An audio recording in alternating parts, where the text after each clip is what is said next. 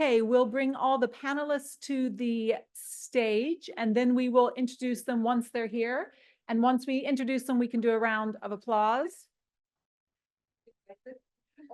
Yeah, we do. We need to invite the audience back in too.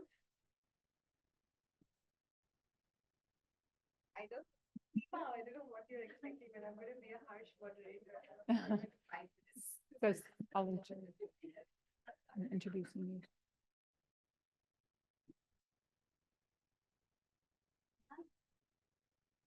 Okay, great. I'd like to introduce my colleague, Seema Bhaskaran, who is in charge of gender inclusion at Transform Rural India, who will be anchoring this session and introduce everybody. Seema?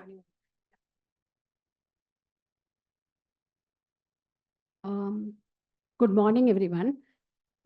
So it's a great privilege today that we have Yamini with us and on this very important session of safety and security of women. It's really a privilege to me to say that she was the one who conceptualized this entire work, which we have been doing quite vigorously and with great commitment in the field on the gender resource centers. So with this beautiful memory, I would like to start and as you know that we in the World Economic Forum on the Global Gender Gap Index, we are at 64 now. That means we have not sufficiently moved, especially on political and educational opportunities. And we have moved a little on the economic opportunities or on the labor force participation of women. So we need to work very hard towards it.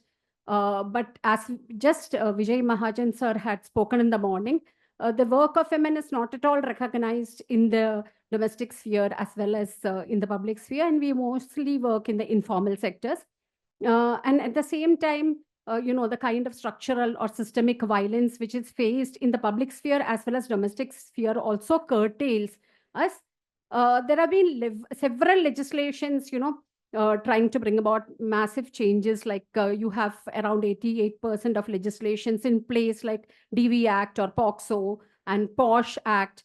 But still we feel that, there is a huge lack in the implementation part and in convergence, because we have the one-stop centers. We also have some provisions at the panchayat level. We have the entire NRLM architecture, but still all this work in different directions, and there is some amount for coordination required. So today we would be addressing this whole question of safety and security of women, and we have different voices and very eminent speakers today. And I would like to begin with introducing Yamini Atmavilas, who she is really a recognized global senior gender equity and inclusive development leader with around 20 years of experience. She played a very important role in BMGF and got us to work on projects like Swayam and also set up iWage, which really led to gender equity within NRLM. And, I have this privilege of inviting her as a moderator today. And I would, without losing out on more time, I would invite her to begin the session. And we would, of course, begin with our Geeta Didi and then go into the Member Secretary of the National Women's Commission. Okay. Thank you very much. Thank you and welcome everyone. I'm glad that half the audience is back, and we hope that the voices from this panel will invite the rest of them back. I'll just take a moment to introduce who's on the panel. Seema, are there a couple of people online as well? Okay. Okay, great. So this is a very power-packed panel, and I'm very humbled despite all the things that Seema has said. So our first panelist is Geeta Devaraji, who's the coordinator of the Nari Adhikar Kendra, and वो Manawar block Madhya Pradesh से आई हैं. मैं एक second सबको परिचय करवा के फिर आपसे I'm sorry, my Hindi is also like going to be get better as I talk more on this panel. But she, Nari Adhikar Kendra, she will talk about the Nari Adhikar Kendra, which you will learn more about. But she works on entitlements, access, gender integration, or livelihoods through community-based federations. Aliva Das, who leads the youth initiative at PRF, focused on the 4E framework: employability, entitlements, education, and entrepreneurship. She's got 10 plus years of experience and has also pioneered the Yuva Compass. If you want to know more about it, please reach out to her. I will not give it away in the intro. Ms. Meenakshi Negi, IFS officer from the Karnataka cadre, has been appointed as Member Secretary, National Commission for Women in the rank of Additional Secretary. And so, ma'am, welcome, ma'am. Has a very illustrious career, but today is going to talk about the NCW. Sachi Balla, who's now the newly minted Deputy Director of Gender Equality at the Bill and Melinda Gates Foundation, has again had a very long career both at the foundation, doing a lot of pioneering work, and also now leading a very, very ambitious portfolio. Welcome, Sachi. Dr. Joy Element joins us from virtually. I don't know if people can turn on cameras or how does it work? They're just yeah, okay. Okay, great. So he's going to join. He's the former Director General, Kerala Institute of Local Administration. I think today our panel is very focused on what panchayats and local self-governance can, role of local self-governance in promoting women's safety through institutional mechanisms. And so I think what better state to learn from than Kerala. Trisha Parikh, Youth and Gender Specialist, is with UNFPA and is joining. I think you're in Rajasthan right now. Okay, great. Welcome, Trisha.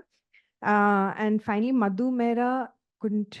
She will join. She will join, and she leads PLD, Executive Director of Partners in Law and Development, and will be providing a little bit of the legal framework. So, without much ado, I will invite Geeta Deora Dini to please tell us a little bit about नारी अधिकार केंद्र के बारे में बताइए और मध्य प्रदेश में जो आपका काम है उसके बारे में बताइए प्लीज. Thank you. सभी को नमस्ते. मेरा नाम गीता देवड़ा है और मैं मनार ब्लॉक से हूँ, धार जिले से. और हम लोग नारी अधिकार केंद्र पे जो काम करते हैं वो मतलब एक 3 प्रकार से काम होता है नारी अधिकार केंद्र में. समता समानता पे काम करते हैं और पात्रता पे काम करते हैं और आजीविका से काम करते हैं. आजीविका में जिस तरह का अगर कोई बेरोजगार है उसको किसी भी प्रकार का कोई भी रोजगार उसको या वैकेंसीज वगैरह होती है वो युवाओं तक भेजना. और अगर कोई युवा कोई इच्छुक है कि कौशल से जुड़ के कोई काम करना चाहता है तो उसके साथ कहीं आरसेटी है, DDGKY है, इस प्रकार के कहीं भी उन युवाओं को हम भेजकर कौशल से जोड़ते हैं. और समानता में अगर महिला पुरुष की बात करते हैं जैसे जेंडर में कि ज़्यादातर महिलाओं के साथ जो भेदभाव होता है और उनके साथ एक समान बैठने के रूप में हर चीज़ में उनकी बात को रखना, उस तरीके से हम समानता में भी काम करते हैं. और पात्रता में है कि पात्रता मतलब जो भी पात्र व्यक्ति है चाहे वो महिला हो पुरुष हो, अगर वो पात्र है तो उसको किसी भी योजना अगर चल रही है उस समय और योजनाओं के साथ अगर वो पात्र है उसके डॉक्यूमेंट्स तैयार करवाना और उनको पंचायत लेवल पर अगर वो हो सकता है तो पंचायत में करवाता है. अगर वो नहीं हो रहा है पंचायत लेवल पर तो फिर जनपद तक भी उसे भेजना होता है. इस प्रकार से कौन से डिपार्टमेंट से वो योजना चल रही है वहाँ पर भी जोड़ना होता है. तो ये काम हम लोग 3 प्रकार से इस तरीके से कर रहे हैं. समानता में मतलब जेंडर के रूप में भी मतलब दीदियों का जो काम का होता है बंटवारा, किस तरीके से उनको समझाते हैं कि किस तरीके से पूरा दिन काम करते हैं वो लोग. और कुछ मॉड्यूल्स हैं हम लोगों के पास जिसको काम मतलब दीदियों को जल्दी समझ में आता है, गेम करवा के इस तरीके से उनको समानता पे काम करवाते हैं. और पंचायत में जैसे ग्राम सभा हो रही है तो वहाँ पर भी दीदी कैसे अपने बात को रख सकती है, उसे अपना हक है, अधिकार है, उस बारे में भी हम लोग बताते हैं कि कैसे वो अपना हक ले सकती है, वहाँ ग्राम सभा में अपनी बात रख सकती है. क्योंकि कई जगह पंचायतों में ऐसा होता है कि पुरुष आ जाते हैं तो महिलाओं को भगा देते हैं, महिलाओं को बैठने भी नहीं देते हैं, या अगर महिलाएं पहुंच भी जाती है तो बोल देते हैं कि आप लोगों का क्या काम है. तो इस तरीके से उन्हें बताते हैं कि आपका भी अधिकार है, आप भी जाकर ग्राम सभा में अपनी बात नहीं रखोगे तो हमेशा पीछे ही रहोगे, आगे कैसे आएंगे. क्योंकि ग्राम संगठन बना है, सेलेब बना है, तो सभी मिलजुल कर अगर जाते हैं ग्राम सभा में तो अपनी बात को रखना. और हमारे जो बच्चे हैं अगर क्योंकि गांव में बच्चे ज़्यादातर बीड़ी तंबाकू शराब और इसी में जुड़े होते हैं। तो ना तो वो कोई काम करते हैं। जब हम बच्चों को इस तरीके से कोई युवा कैंप करवाते हैं और रोजगार मेले भी लगवाए हैं, तो उसमें बुलाते हैं बच्चों को भी कि आप आइए, अपने बात रखिए, किस तरीके का आप काम चाहते हैं, क्या काम करने से पहले आपको कोई कौशल की ज़रूरत है। इस तरीके से बताकर अगर वो कौशल से जुड़ जाता है तो बैंकों के साथ भी उनका लिंकेज करवाते हैं कि किसी भी उद्यम से अगर वो जुड़ जाता है, क्योंकि ज़्यादातर वही युवाओं में होते हैं कि सपने तो देखते हैं लेकिन वो पता ही नहीं होता है कि वो कैसे करेंगे, उसको कैसे आगे ले जाएं। तो वो ज़्यादातर इस तरीके से जब हम लोग बताते हैं तो फिर युवाओं को बैंकों से, क्योंकि पैसे की भी समस्या होती है, कैसे मतलब कहाँ से लाएंगे। तो गांव में ग्राम संगठन है, अगर दीदी का बेटा है जो समूह से जुड़ी हुई है, तो हम ग्राम संगठन से भी बात करते हैं कि उस समूह को लोन देकर वो दीदी से के बच्चे के लिए आप रोजगार करवा सकते हो। अगर वहाँ से नहीं होता है तो CLF से भी बात करते हैं, बैंकों से भी बात करते हैं, और कुछ अन्य भी विभाग जैसे योजनाओं के साथ होते हैं तो फिर वहाँ भी हम लोग बात करते हैं। इस तरीके से हम लोग काम कर रहे हैं। एक और सवाल दीदी, thank you, and I think ये बहुत एक नींव बना दिया आपने इस डिस्कशन के लिए। एक और सवाल है, जो पंचायत और क्लस्टर फेडरेशन का के बीच में जो ये नारी अधिकार केंद्र एक ब्रिज बन रहा है, ये कैसे, थोड़ा इसके बारे में कैसे बताइए, उसमें चैलेंजेस क्या थी और पंचायत क्या पहले से ओपन थी, थोड़ा सा हमें इसके बारे में बताइए। नारी अधिकार केंद्र जैसे खुलने के बाद में पहले जैसे पंचायत में इस तरीके से बातचीत नहीं होती थी, क्योंकि पंचायत में जैसे दीदियां पहले तो अपने दिल की बात खुल के बता ही नहीं पाती थी। अगर किसी प्रकार की अगर बाहरी बात है तो वो बता देगी, लेकिन अगर उनके साथ कोई मारपीट हो रहा है या कोई हिंसा हो रही है, अंदर पति पत्नी का ही झगड़ा है, तो दीदियां इतने खुल से बाहर नहीं आती। वो कभी नहीं बताती है कि मुझे मेरे पति से दिक्कत है, या मुझे मारता है, या मुझे गाली गलौज करता है। इस प्रकार की बातें वो कभी नहीं करते थे। लेकिन जब हमने खुद ने नारी अधिकार केंद्र की ट्रेनिंग ली थी और फिर हमने गांव में ग्राम सभा जैसे ग्राम संगठन के माध्यम से ग्राम सभाएं रखवाई, और उसमें जब हम लोगों ने बताया कि अगर महिलाओं के साथ उन्हें, जैसे हमें भी नहीं पता था कि हिंसा कैसी होती है और किस प्रकार की होती है, जब पता चला कि जेंडर के माध्यम से कि इस तरीके की हिंसा होती है, जैसे बार बार डांटना, बार बार वो डांट देते हैं कि तुमसे ये नहीं हुआ वो नहीं हुआ, तो हमको खुद को भी लगता था कि अरे ये तो नेचुरल बात है, मतलब रोज होता है ऐसा, तो उस बात का क्या बुरा मानना। ये सोच के मतलब हम उस बात पे ध्यान नहीं देते थे। लेकिन अब जब दीदियों को भी हम बताते हैं तो वो भी यही सोचती है कि क्या हो गया अगर पति ने डांट दिया, क्या हो गया ससुर ने डांट दिया, मतलब इस तरीके से वो मानती ही नहीं थी। जब हम लोगों ने वो खेल के माध्यम से उन्हें जब समझाया कि आप कितना काम करते हो और पुरुष कितना काम करता है, तब उन्हें समझ में आया कि हम सुबह 4 बजे उठते हैं और रात को 10 बजे सोते हैं, और उसमें उस बीच में हमारा कितना काम है, जो कि पुरुष को मानता भी नहीं है कि वो काम है भी। मतलब वो दिखती ही नहीं है महिला की पूरा दिन काम कर रही है, लेकिन फिर भी दुनिया की नज़र में वो अनदेखा हो जाता है। अगर वो बच्चों को पाल रही है तो क्या होगा, बच्चा है, बच्चा आपका है, आपका बच्चा है, आपको पालना है। लेकिन अगर कभी कोई महिला और पुरुष के बाद में जब झगड़ा होता है, तब ये बोलता है कि बच्चा मेरा है, तो वो बच्चा कैसा आपका हुआ? कभी रात को उठ के उसकी पोटी नहीं बदली आपने, कभी उसकी धोई नहीं आपने, तो वो बच्चा आपका कैसे हो गया? कभी उसने रात को उठ के दूध पिलाने, बाटल से दूध पिलाना हो या रोया हो बच्चा तो झूला भी नहीं दिया, तब वो बच्चा महिला का होता है। लेकिन जब झगड़ा चालू होता है तब वो बच्चा पुरुष का हो जाता है। तो इस तरीके से फिर हम उन लोगों को बताते हैं कि दीदी ये काम भी आपका है, तो इसका मतलब ये नहीं कि पूरा दिन आपने काम किया तो कोई काम ही नहीं हुआ, ये भी तो काम हुआ, ये भी तो काम कर रही है दीदी। तब जाके उसको मतलब हम गेम में से मुन्ना मुन्नी का गेम करवाते हैं, फिर एक दाना कोटी खाली क्यों है, फिर काम का बंटवारा है, किसका तराजू पलड़ा भारी है, वो वाला गेम करवाते हैं। तब दीदियों को समझ में आता है कि हाँ हम लोग कितना काम करती है। तब जाके वो बाहर आके बोलने लगी कि हाँ हमारे साथ भी इस तरीके का हो रहा है। कहीं लड़कियों के साथ भी रास्ते में छेड़छाड़ भी अगर हो जाती है तो उनको बेटियों को भी दबा लेते हैं, अंदर बिठा देते हैं, बोल देते हैं कि बाहर किसी को बताना नहीं है, नहीं तो आपकी स्कूल बंद करवा देंगे। ये सोच के वो बेटी भी डर के वही, क्योंकि उनको सिखाया ही यही जाता है शुरू से ही कि बेटी है, घर में रहेगी, ज़्यादा नहीं बोलेगी, अंदर ही रहना है, घर का काम करना है।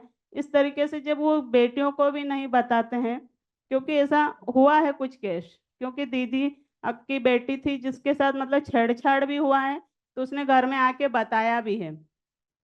तो वो बेटी बोल रही थी कि दीदी ऐसा-ऐसा हो गया है, मेरी मम्मी को मैंने बताया है, लेकिन मेरी मम्मी ने बोल दिया कि ठीक है, क्या हुआ, अपनी बात को अंदर ही रखना है, ऐसा कुछ नहीं हुआ है, सिर्फ़ छेड़छाड़ी ही तो हुई है। तब हमने उसको बोला है कि आप क्या चाहती हो? तो बोले मुझे पढ़ना है, क्योंकि मैं अगर मम्मी को और जैसे बताया तो मम्मी ने ऐसा बोल दिया, अगर मैं पापा को बताऊँगी तो पापा स्कूल जाना बंद करवा देंगे। तो फिर हमने धीरे से उसको पूछा, वो लड़कों का पता भी लगवाया कि कौन है, क्या है, करके फिर धीरे से उनको पंचायत में भी अगर इस तरीके की जब हम बात ले जाते हैं, तो पंचायत भी यही बोलता है कि महिलाएँ ये खुद ही मतलब गलत है, इस तरीके से बोल देते हैं। फिर हम लोगों ने जैसे जेंडर फोरम बनवाए हैं और निराकरण मतलब शांति समिति बनी हुई है, पैसा एक्ट हमारे इधर-उधर चल रहा है, तो उसमें शांति निराकरण समिति भी बनी हुई है। वहाँ पर फिर पंचायतों, क्योंकि पंचायत पहले तो मानती ही नहीं थी कि ग्राम संगठन की दीदियाँ आती क्यों हैं? अगर आती है तो वो सवाल-जवाब करेगी, इस तरीके से वो लोग उनको मतलब पूरा कोशिश ये रहता था कि इनको आने नहीं देना है। लेकिन जब इस तरीके से थोड़ा-थोड़ा मतलब जनपद से सीओ से बात हुई, वहाँ पर जीपीसीसी ब्लॉक कोऑर्डिनेटर कमेटी है, वहाँ पर हम लोग बैठक करवाते हैं, तब हमने जनपद सीओ से भी बात करी कि अगर हम पंचायत में, क्योंकि वो लोग कुछ भी करवाते हैं तो लेटर माँगते हैं कि हमारे पास लेटर नहीं है, तो हम लोग इस तरीके की बैठक नहीं करेंगे।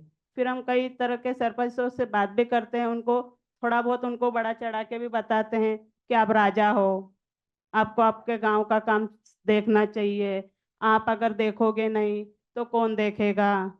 ये स्कूल है आपके अंडर में है, ये गाँव है आपके अंडर में है, तुम यहाँ के राजा बने हो, अपने कार्यकाल में कुछ देखो, कुछ करोगे तो अगली बार और सरपंच का पद मिल जाएगा।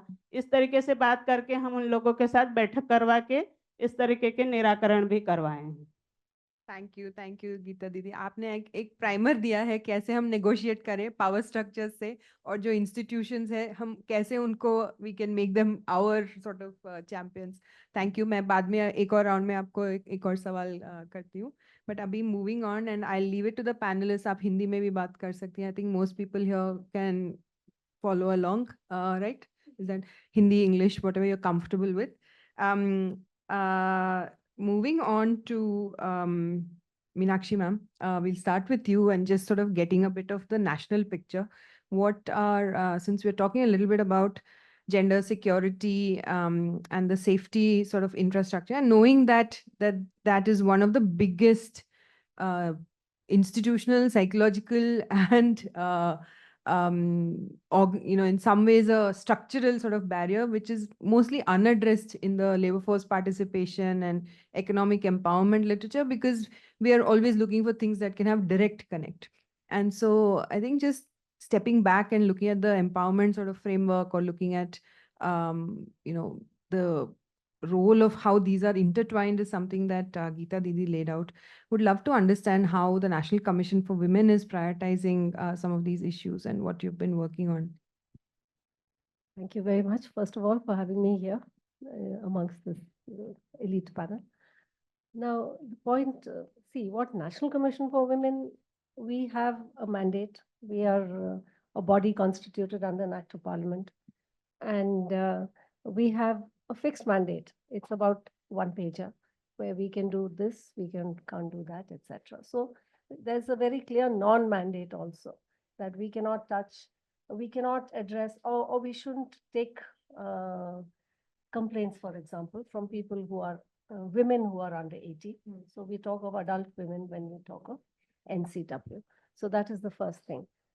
After that, see, under the Act, we have the mandate of redressal. In fact, all matters related to women, I think, would sum it up pretty well. Any coordination between ministries, departments, or between state governments and the central government, between the police in the state and a woman complainant, etc., etc. That's the job, basically. So, but what has happened is we started in 1992 when the NCW was set up. And since then, initially, the whole focus was on grievance redressal, uh, taking complaints from women and then linking them with the police or the concerned authorities and trying to bring justice to women. That was the focus for the first nearly 10 years. But as we journeyed down and we realized that just grievance redressal is not going to be enough, even though that's our main mandate. But economic empowerment and livelihoods. Of late, we've been talking of livelihoods. In fact, we recently had a very big conference where we invited all kinds of stakeholders in Sushma Swaraj Bhavan, where I met Seema, and that's how I'm here today, I think. So from grievance redressal rise up to economic empowerment and livelihood issues. And of course, the legal framework, which impacts each of these activities all along, and the legal framework is, as you know, a very large body. There are so many laws. India is, I think it's not a problem of legislation. We have too much of legislation, but there is a problem of enforcement. So bringing about enforcement of those laws has now become a responsibility which NCW has taken up in recent years. And that includes your gender resource centers, whether it is Anganwadis, whether it is ASHA workers. So basically the challenge now is to bring everything together. And जैसे आपने कहा कि पंचायत में ऐसे होता है या जो भी होता है, तो bringing the panchayat bodies, the local bodies, urban local bodies. And when we talk of livelihoods of women, which I said was the latest area where we are venturing, then what Mr. Vijay said in the morning, and to take I think I'm answering more than what you asked. You asked me what NCW is, and I told you that's what it is. But the latest thing that we are doing is what I'd like to focus on. And so what Vijay was mentioning in the morning, that when you talk of rural livelihoods for women, we have to necessarily talk of the resources which are available in the rural place, in that geographical location. And most of them are natural resources, whether it is water, whether it's soil, forests, biodiversity. All these are resources which are available in that geographical location. And how do you use them? You make it a business proposition. You know, we've had enough of talk of protection, preservation, and the contribution of women. Of course, we talk of the contribution of women, but where is the recognition for it? जैसे आप तो जानते हैं कि कैसे women take care of so much of the natural resources which are available in and around the village. To give you just one example is, if a woman fetches drinking water from a particular place, the village women, then they make sure that that water body remains unpolluted, at least that water body where they get their water from. So this reciprocity between the environment and women has to be recognized. And I would say it has to be monetized in terms which it has to be a new business model where where business houses recognize the opportunity, and whether it is a small fishing tank, that small pond that Vijay was talking about, which can be used for fisheries, which has multiple uses, or the biodiversity which is available in a sustainable manner, of course. So that is our latest focus as far as NCW is concerned. Great. I hope I answered your question, or I just rambled on. No problem. And we will probably have some Q&A from the audience also, probably will want to understand more. Let me go to Aliva now to sort of pick up this thread about, one is the problem is all interlinked, but then the solutions and the institutional frameworks also, are they interlinked? Do they need to be interlinked? How are you bringing this together again in Madhya Pradesh? This whole question of convergence, of building bridges between community institutions and panchayats, especially around the question of gender, women's economic empowerment. And today's topic, which is, I thought there was a question to us, which is on, again, this whole question of security and safety. It can be economic as well as physical and psych. Over to you, Aliva. Yeah, so I'll, come from a practitioner's Yeah. lens of doing things. And again, picking up cue, like many things that we do is because of Gita Didi and many such Gita Didis in the community that we work with. So like, Gita Didi did say, so what we see is that Panchayat, like in today's time, Panchayat does many of the works and many of the programs. And because today there is a decentralized planning happening and, women's voices are being raised at different platforms. So many such funds for, in terms of infrastructure are coming around safety and security. So like now you can see, roads being made or, street lights coming up, which in a way sort of addresses or in a way advances the safety point of women. But are they doing enough? That is a question. Second, like Geeta Didi did say, uh, truly it cannot be just on women collectives or a Nari Adhikar Kendra or, the social action committee or the gender point person in the women community institutions to bear the burden of, I mean, what can they do? They can only, to an extent, give a peer support or a network, originally what SHGs were done for. But without the active involvement of the frontline workers, the local administration and panchayat, there's truly one cannot do. So many such instances, when we talk about the safety, security, and even, when we talk about the economic agency of women, be it in terms of the entitlement, social entitlement, or the livelihood part of it, panchayats do play an integral part or integral role in, rendering many of these. 90% or more than 90% of the cases or around, domestic violence or, any sort of GBV are actually solved at a community level, at a local level where, panchayat intervenes. The cases which have, higher order issues, only those are referred outside to the ecosystem. So I think that, for the society to evolve, the entire locality compact, the way we, articulate it, the community-based organization, the panchayat institutions and the frontline workers, because those are the people immediately available in the community. They are the ones who are, shaping up the society that we work with. Not just, and also not just on in terms of services and infrastructure. One has to also look at the normative side of things. So who decides, sets all these social norms? It cannot come from somewhere top. The panchayat has a very critical role to play. The frontline workers, the ashas, the Anganwadi workers of those community, they have a role to play. The didis involved in those community institutions, they have a role to play.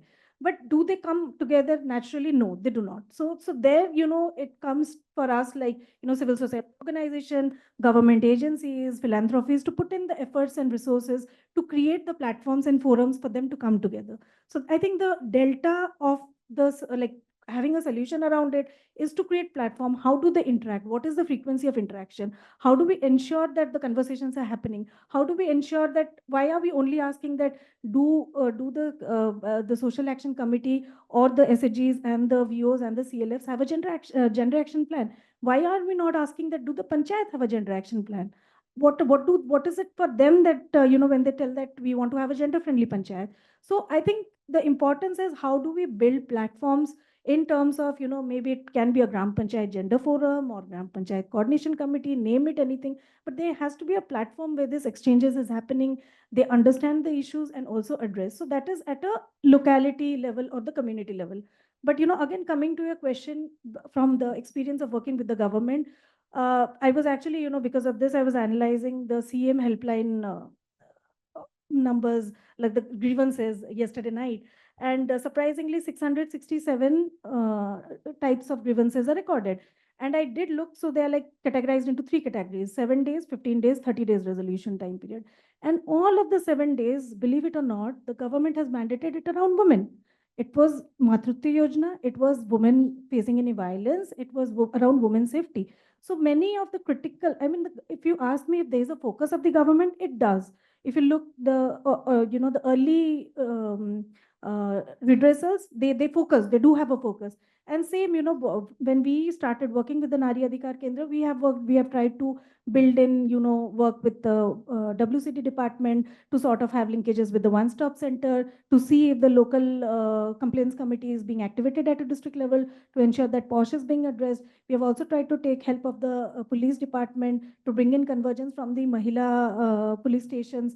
So like we have worked with the panchayats to also ensure that, there's a forum, there's a platform where, gender based, discussions are happening and redressals is being done at a panchayat level. So all that is done and there is a buy-in. But again, the same problem exists in the state level. Like people, they do understand the necessity of the convergence. They do understand that it is not a single department can solve the issue of this magnitude. Everybody really have to come together.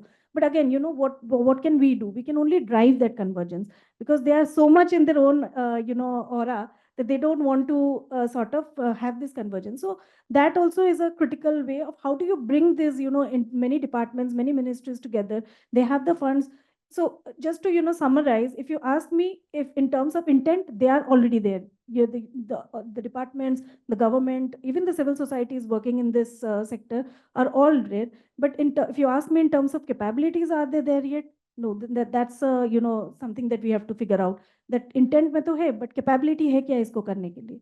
So yeah, so I'll pause here. Thanks, Aliva. Let me turn maybe to Sachi, since the Gates Foundation is sort of also investing in some of these areas. I mean, and Aliva mentioned philanthropic capital. Just a little bit of overview on how you're approaching this. What does the portfolio of work look like? What is the impetus in the women's economic empowerment framework? Like, what's the impetus for supporting gender resource centers, for thinking about convergence and some of these questions? Thanks, Yamini, and thank you to the TRIF team for setting up this panel. I think this is a really important conversation for us to have. Yamini, you've been actually the architect in so many ways of the women's economic empowerment strategy of the Gates Foundation, and it's really great to be having this conversation with you.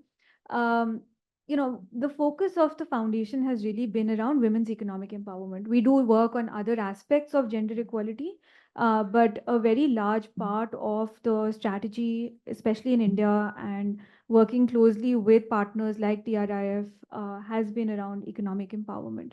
So I don't think we need to sort of build the case for how social and economic empowerment is closely linked, at least not in this room. We see it, we believe it, we've seen the evidence around it.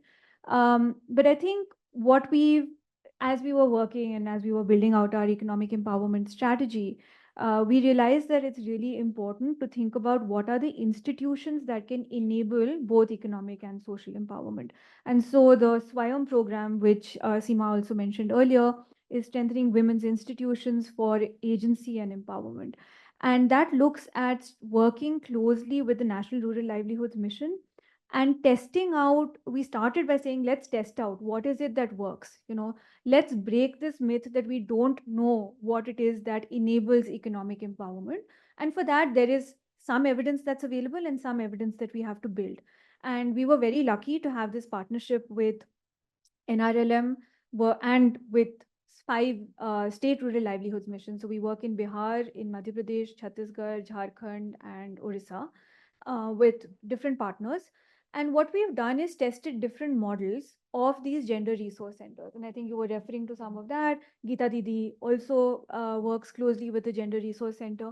I think the idea being that can we have at local levels institutions that women already trust, enabling access to whether it is resolution for gender-based violence or whether it is access to government programs and entitlements that already exist. So think of it this way. When you are thinking about, I need help on something, you would want to go to someone you trust, someone that you already know is not going to question you back. You don't have to explain, why this is a problem. And so I feel like in India, we are very, very blessed to have 100 million women already part of the National Rural Livelihoods Missions. And that, I think, is a sort of treasure in a sense, because what we've done is through government support at every village almost have the collectivization process initiated and strengthened, for further linking up with banks. So the SAG bank linkage, I think, is a really important part of what is enabling economic empowerment at very, very local levels. Now that platform or that base allows us to do so much more on top of it. And maybe I'll stick to just the gender resource centers for now. we find that the gender resource centers, and we tested different models in different states. So, thinking about what's the level at which you set it up. Is it going to be at a panchayat level, or is it going to be at a block level? Is it going to be placed at the block development officer's office? So you have a help desk over there, or is it going to be actually at the CLF, at the cluster level federation's office? I think these are such important questions, because actual physical infrastructure is also either a barrier or an enabler for women to be able to access it. If I feel, I cannot enter a specific space because I feel out of space, out of place, or I feel like I'm not sure who I have to speak with over there, I don't know how to navigate that physical space, I might not even enter that arena. Whereas the setting up of gender resource centers, also which is staffed by members who have come up through the SHGs, and are part of the cluster level federations, actually enables that trust and enables that sort of access for women. I think it's also really exciting that NRLM has seen, and I should also state, the Gates Foundation and the Swayam program was not the first one to test out GRCs. There are different models of GRCs that have been tested, and a lot of other funders, including government, who have tested these. The government also has the one-stop centers, which is at the district level. And so I think one of the big issues is also, not issues, but the one of the big areas that we need to do more work is connecting the dots across these institutions. Now, NRLM has gone and scaled up the gender resource centers, and we have more than 3,000 of these across the country. The gender advisory that NRLM took out actually lays out standard operating procedures for anyone who is part of a GRC, as well as the cluster level federation and office bearers of the cluster level federation, so that they know what to do in different cases, right? And the capacity building, the budgets that are coming in, it really sort of enables that institutionalization. Maybe just the last thing I'd say before handing back over to you, Yamini, is that um, the GRC has enabled both access to entitlements, whether it is a PDS card, a Narega card, your Ayushman Bharat card, as well as enabled resolution of gender-based violence. And this reason that it has been successful in this is because it works as a convergence center. So it's not just one department. It's actually that, and I think you were also mentioning this, it's facilitating the engagement with, whether it is the Department of Public Works, or it is the Department of Health, or it is the panchayats. And I think it becomes both a physical space as well as a mechanism through which you can work with a range of departments, police, legal, and just sort of ensure that women do not have to run around to different points, try to figure out how do I get support for some trouble that I'm facing, or information about how I can actually use my Narega card to get the right kind of job. And I think that is also sort of the future in a sense, right? Like just strengthening that convergence, making sure that government budgets that flow in, government institutions that already work with the community, they are actually building off each other, and the sum is greater than just the parts. Thank you. Thank you, Sachi. I want to actually now draw on Trisha, who's online, because I think you're working on this whole question of engendered panchayats and in Rajasthan, and trying to build models, including a set of activities like safety audits and so on. Would love to hear. I think it's very connected to what we are hearing.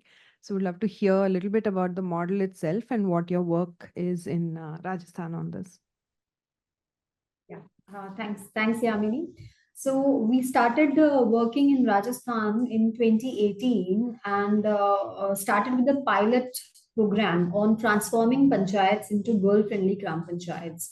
And while working on the pilot projects, we also developed guidelines in collaboration with the state government, which was approved as well as adopted by the state government for the scale up in a phased manner across the state now.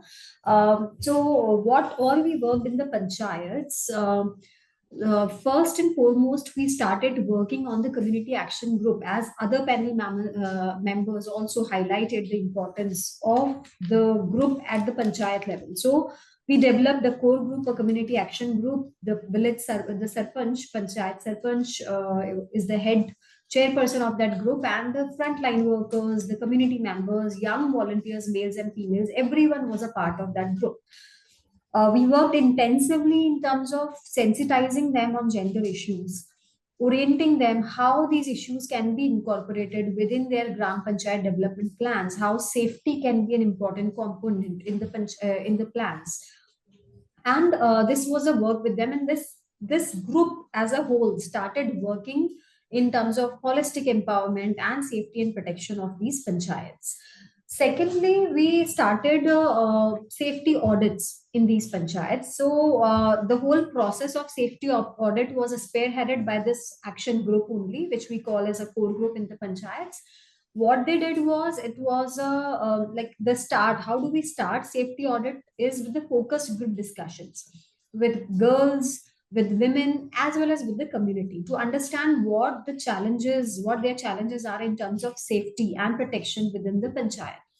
So, and while having those focus group discussions, we came to know that it's not only the infrastructural challenges, and definitely it is something bigger in terms of changing the mindset and attitude of people towards them.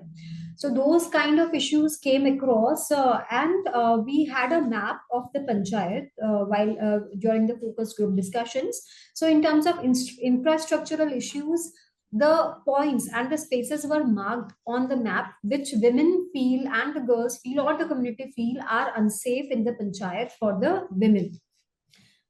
Those marks were then joined together to completely draw a route plan, and then this core group organized a kind of safety walk in that route plan in the morning hours as well as in the evening hours.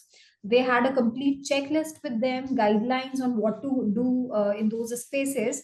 So they recorded all the issues that they found on those places, maybe lack of lighting or a very long deserted patch, etc., or maybe an alcohol shop. So these kind of issues they came across during the safety audits. Now, and then lastly, again, the discussion with the community on how to, on what are the possible solutions that they see, which can transform these spaces into safe spaces. So after all this process, few concrete actions which were taken up, using the Gram Panchayat funds, also the Gram Panchayats themselves mobilized the CSR funds to work on those issues. Few examples, if I would like to quote here, is one, mass awareness activities, awareness campaigns in terms of legislations, making people aware in the community that what violence is, and what are the different helpline numbers, then installing street lights, installing CCTV cameras, installing complaint boxes, wall paintings on helpline numbers. So all these actions were taken, and this community action group along with the women groups also worked on shifting those alcohol shops which were inside the villages outside the villages. A lot of places we were successful, and there are a lot of villages where this efforts are still being continued, because it's a really big task to transform these panchayats into actually safe panchayats, if we call them in actuality. And we also observed the great need of engaging with men and boys. So then we started working with young men and boys, used a kind of peer educator-led approach in reaching the young men and boys from those panchayats. And they were oriented, sensitized deeply on gender issues, positive masculinity. If we see a few changes, so if few of the young leaders have come up they themselves mobilized funds from the panchayat, installed CCTV cameras, linked them to police chowki. They have undertaken a lot of initiatives in terms of preventing child marriages within their families, outside their families, linking girls to schemes, to schools. So all these initiatives are being taken by these young men and boys. Fourth, we also worked with the adolescent girls, empowered them, imparted them with life skills, make them understand on what violence is and what are the plans platforms where you can report such violences. So these girls groups are amazingly active. They negotiate for their rights. They negotiated for a sports ground also within their panchayats.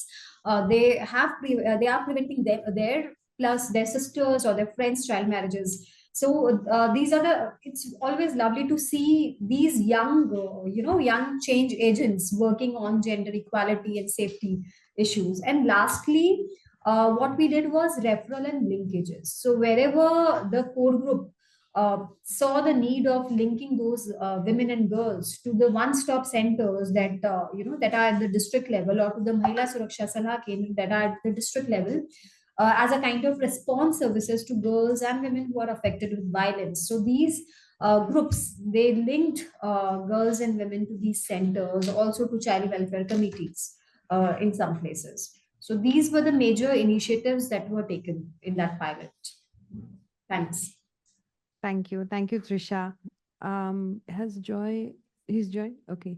We'll now hear from Joy. Madhu, thanks for being patient, but I think you have the hot seat to sort of give us the big institutional and legal framework for this. No, absolutely fine.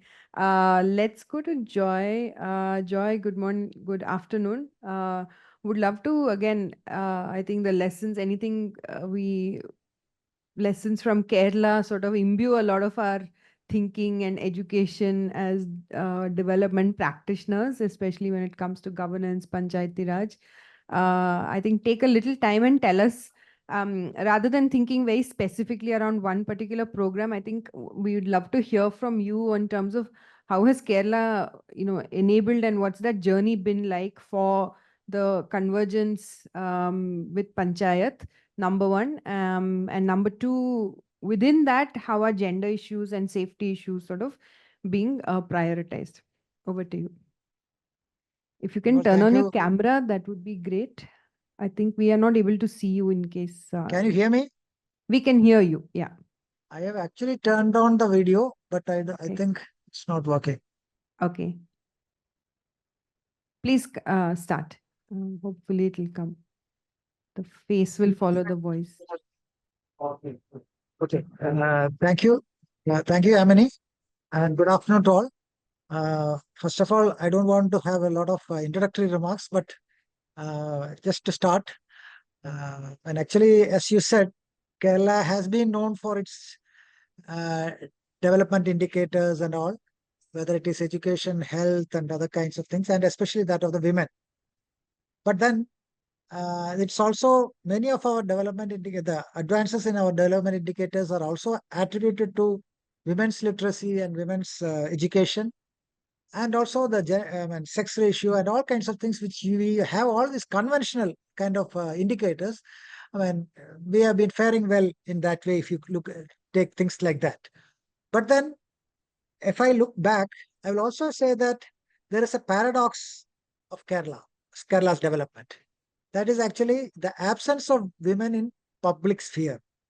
So even when you say that you have the highest literacy, the highest education status, and all kinds of things which you are talking about as for women, still this paradox, that is the absence of women in public sphere.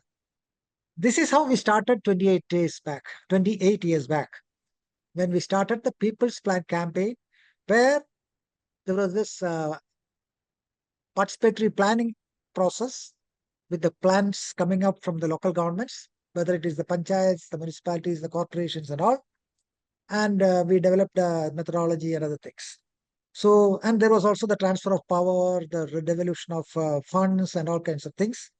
But then what happened is, in the first year when we looked at things, we had actually given a broad guideline saying that when the issues of women should be addressed. But then when we took a stock of what had happened, we found that nothing much has happened. It was all generalistic kind of thing. And so next year we suggested that at least 10% of the funds should be earmarked for projects that are directly beneficial to the women. Then again, it came to only 4% and all the next year. That was only a general direction that please make use of that 10% and other things. And in the third year, we made it mandatory that 10% of the development funds which are used in the development plans, annual development plans, should be mandatorily earmarked for projects that are directly beneficial to women. So that is how we started the women component plan. And then the story goes on. I don't want to go into that. But then when we started that, the questions came up. What are those projects which are directly beneficial to women? And then we also did our homework and other things, but we couldn't go much. And finally, we understood that we have all kinds of things, the needs and other things addressed. But then there is also the other part of the story, that is the strategic gender needs. How do we address the strategic gender needs through such a development plan? And that requires a status. What is the status as of now? And the panchayat started doing the women status study. And each local government started doing that exercise by themselves. Many of them did it. And there slowly the strategic gender, first the status came up and then the strategic gender needs came up. I am not saying that when the needs come up, it is automatically transformed into programs and projects. But the best thing was that because this is a participatory exercise owned and done by the panchayats with the people around and other things, naturally, this was also a building of awareness about women's needs and women's strategic gender needs, women's strategic needs and other things. So that itself was a major transformation, I would say. But then more than that, I would actually argue that the word gender, not simply the women or the women's needs and other things, the word gender became a word in the panchayat vocabulary.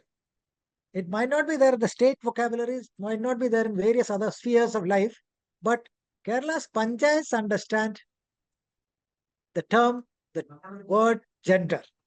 That was a major change, which I would say. And then as part of the women's status study and as part of the needs which came up, many projects came up. I don't want to go to that at this moment, especially bringing women out of their homes, especially for example, the travel, the connectivity and other things, where there were also this driving classes, the karate classes and all kinds of things, which all of them came up as part of the local studies. So empowering them through such programs which came up as addressing strategic gender needs. Slowly, this women status study transformed into gender status study, I would say. So from simply the women status study, it became a gender status study.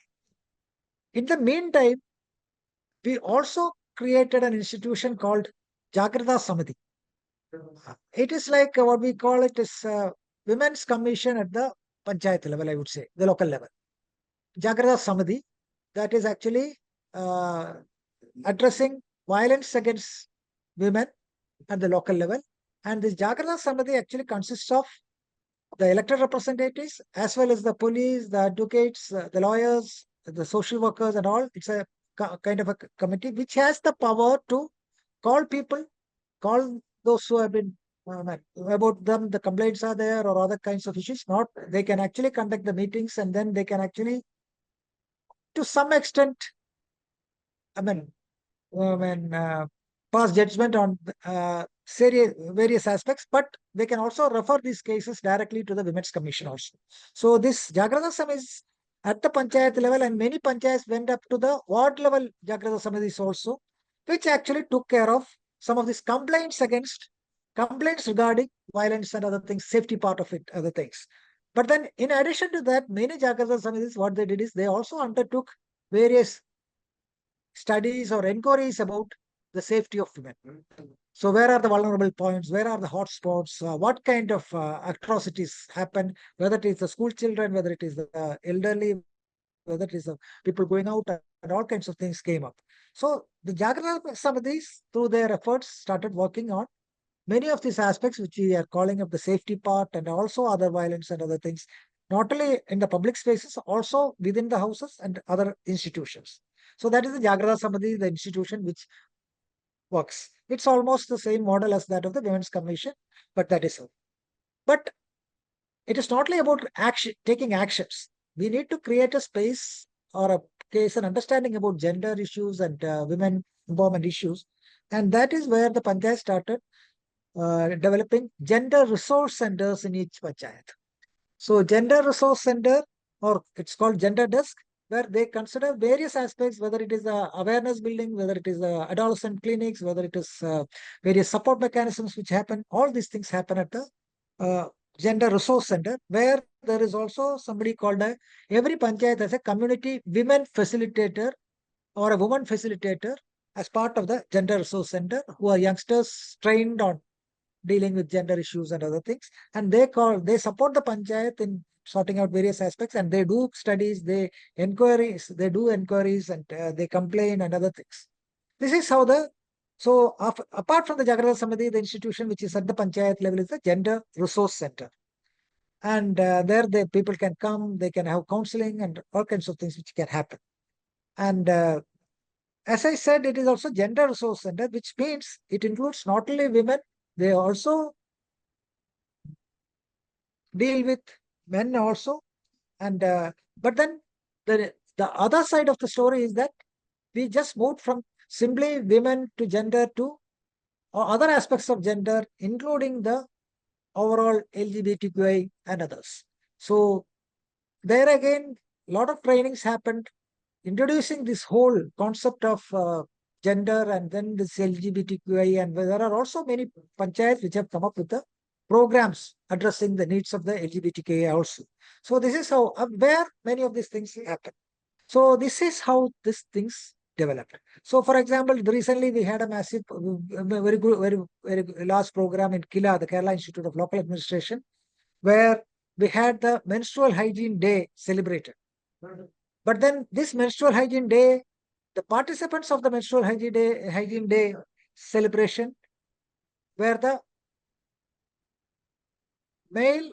men elected representatives rather than the women elected representatives. Why do you want to address menstrual hygiene with the men? Was the question. But then you understand what it means, because it is not to be dealt just by women. So this is how it happened. Parallelly, there is other thing, the 25 years of the Kudumbashri. Many of you might know the women's self-help neighborhood group federations. So they also came into being. See, please understand that unlike many other self-help groups, the Kudumbashri is a neighborhood group which actually works under the broad umbrella of the local government system of Kerala. That is the difference. So they have a symbiotic relationship with the local government system, the Panchayat Raj system and others. So they are part of all the activities of the panchayats, so that the leadership also emerges from that. They are part of the development, they are part of the governance aspects, so they also become part of the Panchayat Raj system. They are independent, autonomous bodies, registered societies. Still, they work under the broad umbrella of the local government system, so that there is this symbiotic relationship. So they also have the gender discourses, the gender desk they have, and gender resource persons are there at their end also. So that is how this system works. So as I said, I can just recollect what I said. One, the women's component plan, which tries to address strategic gender needs also, plus the women's status study, which moved into gender status study. Then we had the Jagrata Samitis, then the gender resource center, all of the panchayat and municipal levels, the gender desk, and the community women facilitators, and finally addressing the issues, needs of LGBTQ and others. And then the Kudumbashri, another institution, which has the gender desk and others, and all of them work under the broad umbrella of the local government system or the Panchayat Raj system. Finally, I will also have to say that as they evolved and emerged, since they are directly part of or working together with the panchayat or closely with the panchayat, a new leadership at the local level also has emerged. When the other day I have been looking at a few panchayats thing, and I find that around in one of the panchayats over the last 25 years, 47 to 48 people, women elected representatives, are from the Kudumbashri movement, which means how they have emerged as local leaders. I mean, this is how. So what I say is that this is a process which actually empowers women and looks into various aspects of safety and gender concepts. I think Thank I have been within the time limit. Thank you. Thank you so much, Joy. And I think you've laid out again, given us a throwback into history of understanding both People's Plan and from then onwards all the different initiatives around local self-government as well, of course, of Kudumbashri. Our guest panelist Meenakshi has to leave, so thank you so much, ma'am, and look forward to having continued engagement with you. Yeah, and then Madhu, we will come to you. But I think they will give you a just And of course, I couldn't share much because there wasn't much time. There is only too many of us. And there are better people to listen. Maybe next time. no, absolutely. I think it was very valuable. Thank you. Okay, so just to, in the interest of time, I will keep us going. And thank you, Madhu, for being patient. And I think you bring the third sort of piece of this whole framework, which is the legal framework, both in terms of provisions as well as institutional frameworks. And I think grounding us a little more back in around the questions of safety or security of women and what's happening on that front, what's the policy side of things and what's the institutional side of things. So I'll let you sort of speak on that. And just for the audience, I think we'll stop with one round. I'll open it up for Q&A, and I think we'll try to wind up by 1:10 if that's okay with the organizer, since we started 10 minutes late. Yeah? Okay, great. Thanks. Yeah, it's working. Thank you, and I apologize for coming late. Not at I had some other commitments in the morning, but thank you for inviting me. And I find this discussion really useful because as I was thinking about what I will say, I actually, realized that we don't have enough information on how the law works in rural areas. Most of the work women's groups do, most of the data we have becomes urban centric. So that's a huge gap. And when we talk about safety and safety from gender-based violence, then law is just one part of it, which is why I enjoyed the panelists, what they said before me, because the preventive sphere and the sphere of transformation is outside the law. The law will only come in when violence has been perpetrated and when harm has been inflicted. So my focus is much more narrower, recognizing that there's a wider sphere of intervention for safety and violence prevention. And my work is only looking at the law. And unfortunately, a lot of the times when we are looking at safety, we are not looking at anything but the law, even at the policy level. So when these laws are made, there's very little focus on what are the parallel preventive interventions that must be universally available to women for this law to work. And so, unfortunately, the absence of that means that some developmental or empowerment initiatives on the ground that were discussed now are what actually work to fill that gap, and that's not enough. Now, when we think, I'll speak to some of the key laws, the Domestic Violence Act, which was one of the most insightful and meaningful legislative frameworks, giving women a civil option for creating a safe space within their homes, and also ensuring that they had the right to live in the household without being thrown out, which was really the pattern that we continue to see actually. Women, even middle class women, I mean, just the poverty that women are thrown into because they are not just deserted in their marriage, but also displaced, thrown out. We see that in our rape trial study at Partners for Law and Development, soon after the 2013 rape laws were enacted.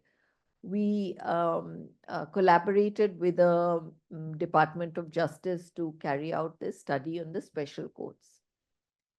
And I think that was really important instead of more studies like this, we just have that one study, unfortunately.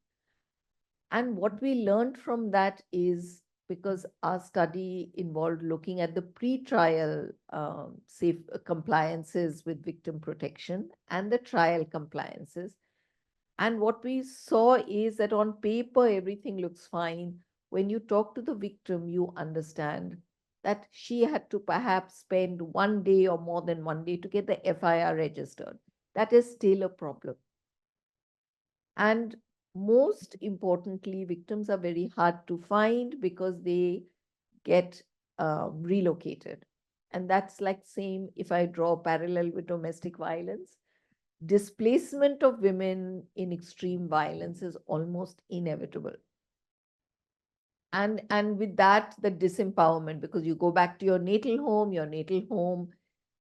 is sort of sees you as a burden, sees that disruption as very difficult to cope with. And so women who become victims often become, trapped in a cycle of victimhood. Because you just don't find your voice unless you have alternative safe spaces available. And that's what we have a huge gap. Shelter homes are not safe spaces. Safe spaces are places where women can talk to each other, where women can move out, not get locked in. Women can do productive work, be part of some livelihood or vocational training. That kind of imagination of safe space still is a big gap in when we talk about journeying, victims moving to becoming survivors. Uh, Now, if we, in terms of one other component, which I think was very important in terms of, rape law, that's one pillar. The sexual violence is one pillar. Domestic violence is one pillar, because we know natal violence is very widespread. Then we had the workplace related harassment, the POSH. And there is the unorganized sector that is covered on paper. And in practice, the local committees, whether in urban context or in rural context, are a bad design. They were an imaginative sort of idea at that time with potential. But actually, now we've had 10 years of the law, it's time we look at it, we go to the drawing board and we course correct. Because that cannot change. Even in the urban spaces, the local committees are not adjudicating bodies. They're not even quasi-judicial bodies. They are nominees of some kind who have no physical space and no resources. So assuming that physical space and resources were given, they would still not be functional, because we've done discussions with some of the most sort of strongest women from the women's groups who are part of local committees, either as chairpersons or otherwise. And what they say is they actually don't know the law. There's no time for them to do that. There is no preventive work that happens in terms of widespread dissemination of information and knowledge. And if somebody were to come to them and they send a notice to the opposite side, they send 3 notices. If the third notice is not responded to, they can't do anything. They're just an ad hoc body which don't belong to any justice architecture. So I believe in December 2023, some amendments were proposed to the POSH, to the sexual harassment law. One of which was that it should be now, adjudication should be within the tribunal, labor tribunal. And I only very strongly support that, because anybody who's appointed for 3 years is not going to either understand what to do, doesn't belong to a structure or an institution that has any value or force.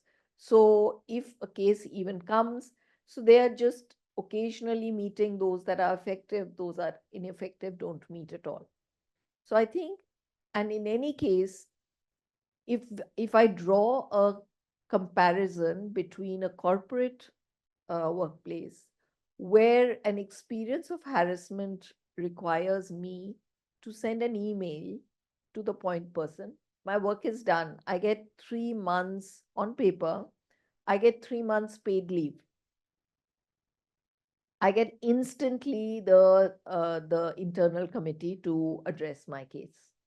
I get support from the HR or from the internal committee's members. At least that's statutorily that's provided for. Unorganized sector, she has to go to the district headquarters to find where this local committee is. She has to have 6 written, copies of her complaint.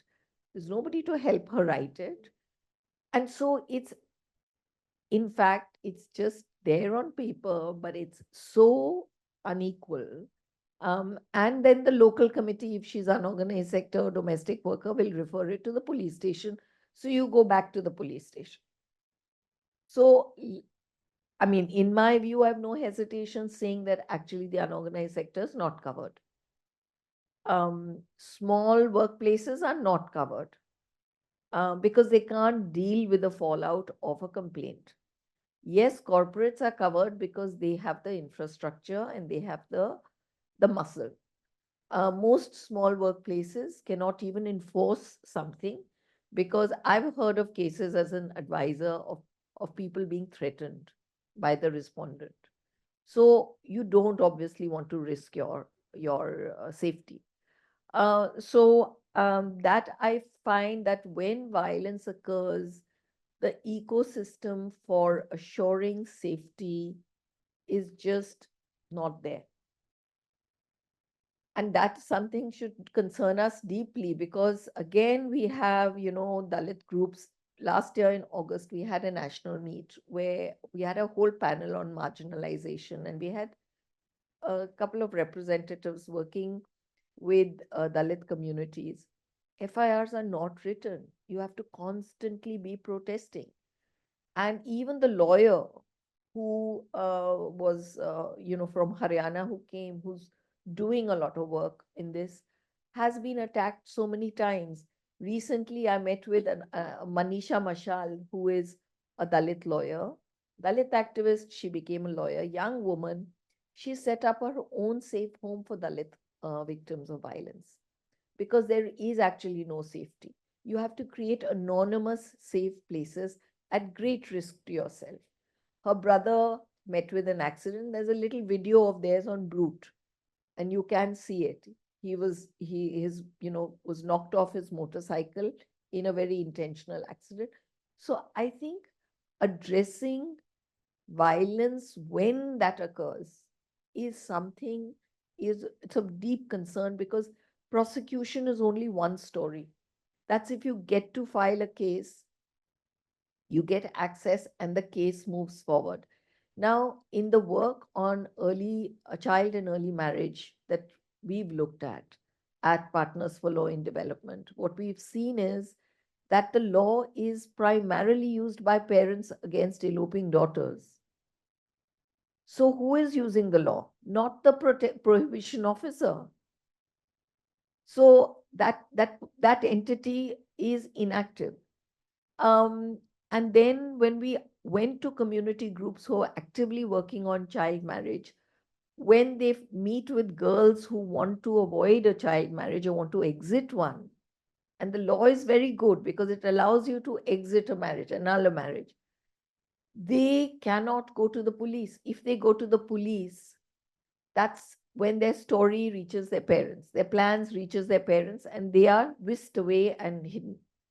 So one of the things, alarming things, but actually is part of the reality is police is quite interwoven in the power structures within the community.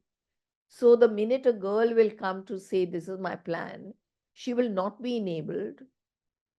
And the news will sort of reach the other side. So what they found most helpful is when adolescent girls themselves help each other and when social workers step in, and then they don't use the law, but what they do is use the power of the law to get the district collector, the child welfare committees, the shelter home, they get the convergence between all of that informally to arrange for transport to take the girl, and of course they negotiate with the family that there's no harm to the girl, that she's able to do whatever she wants to do. So I think because the criminal justice system is so adversarial, and because the consequences are criminalization, there's just a lot of difficulty in accessing that. And when you access that, who accesses is the question. We need more studies on it. And brings me to the second point. We have the Sexual Harassment Act, where annually reports are meant to be filed with the officer in charge. We don't have the district officer collecting any reports. We don't have any. After 10 years, we have no data. And that's very disturbing. How do we know what is happening apart from anecdotal stories, which are not good? How do we know what is happening now with the Child Marriage Act? PLD study shows that its parents were using. So we need government to invest in these studies. We need more research centers to invest in studies that are not academic in nature, which are accessible for policy work. So we are able to understand what is happening. How is the law functioning on the ground? What are these compromises? In rape cases, again, there are many times where victims turn hostile. They don't turn hostile. Anybody would opt out of a system that demands so much from them, gives them nothing in return. So if they get compensation from the other side, if there's a financial settlement, if they can't withstand the intimidation, we've had stories which have made national headlines, cases where the entire family of the victim has been killed in these accidents that take place. So, we are looking at the criminal justice system as being necessary, but the ecosystem within which it can function is still not there. And I want to mention here that, when we talk about empowerment, the preventive interventions, we are what ideologically we have now moved to a space where women should be little mobile, they should work. So there is a space for that. We've carved that space, consensus for that. What we still don't have consensus for is women living their own lives. As long as they're working for the household, it's all right. As long as they're traveling to work and coming back from work, it's all right. But women lingering and claiming public spaces is still not acceptable. Now, we've done some work with the Mahila Salah Suraksha Kendras in Rajasthan, and were very much part of when it was first set up, the first experiment that happened. Movements were involved in this. And so it had a lot of potential. Just last month, I was in Jaipur. I heard from 2 MSSKs, now there are some 24.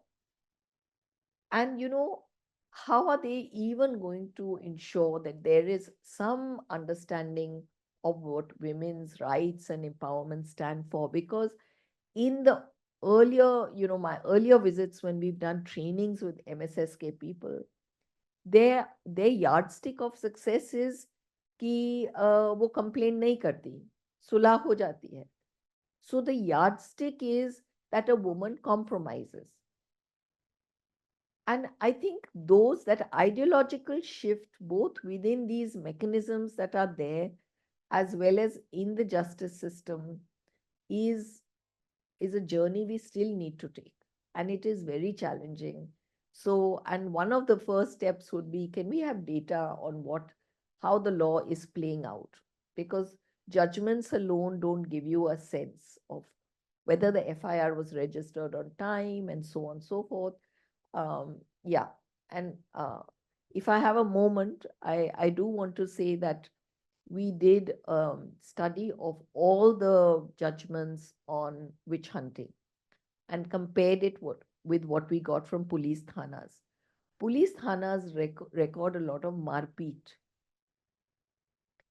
when you go to communities, women who are targeted say that they are often dislocated forcibly, they and their families. Those dislocation stories will not be FIRs. FIRs are marpeat. But when you look at the case law, the judgments, they're only murder cases. So you see what goes into the police, what goes into the justice system. These are different things. So those who are killed, there will be, of course, a case that will go to court. And again, what we found is a very telling aspect of the justice system. Of the 56 cases we found that were convicted, and these are all murder cases, murders, killings, or attempt to murder, there were 50% roughly which appealed against the convictions. They were only appeals by the convicts. There was not a single appeal by the state against an acquittal. So I think we can see how the justice system works and how difficult accessing justice till the last mile is in terms of cases of violence against women. Thank you so much, Madhu. And I think this was a very overambitious panel. Unfortunately, we are out of time. I'll encourage you to grab the speakers and ask your questions offline or to send them to Seema, and we can probably engage with you in a follow-up. But thank you all so much. I think this was really, and Madhu, I think you really grounded us on, in some ways for me, of why we need gender resource centers, the Nari Adhikar Kendras in some ways, because the law is not quite reaching the last mile, and where institutions exist also there are gaps in terms of women's ability to access them. So I think that's one. But I think also sobering that, and in my measurement hat, I think I sort of also, sort of see how we could have some of these very minute indicators that tell us how what might shift, right? Because of these kinds of community interventions, they might be very, very small incremental things, but both in terms of trust in the system, but also things like, fewer compromises, maybe, right? Like of reconciliations, family, that becomes then a metric of actually understanding our, is there legal sort of awareness and empowerment happening on ground. So with that, thank you for our friends who joined us online, Joy and Trisha. Sorry, we'll have to cancel our second round, but I hope, as much as I did, that you also found this conversation extremely, extremely interesting and thought-provoking. And thank you to TRI for having me anchor this. Really enjoyed myself, and also I'm taking away a lot of things that we could do going forward. Over to you, and thank you to the panelists. Over to Seema. Oh, sorry, over to you. Big round of applause. Thank you so much. Also, thank you to the Quint, who is our media partner on this as well. We would like to give you guys a few of our goodie bags to show our appreciation for your time today. I think this was a great deep dive into the gap that leaves so many women in rural India feeling vulnerable and frankly at times unsafe. I think the resounding message was the value and need for even more convergence of the many, many stakeholders, convergence throughout the whole ecosystem. And also the value of existing places like gender resource centers where women already feel comfortable and safe. And also the need for anonymous safe places when women are threatened by violence. Clearly more needs to be done, and we thank you all for leading the way. One last round of applause, please.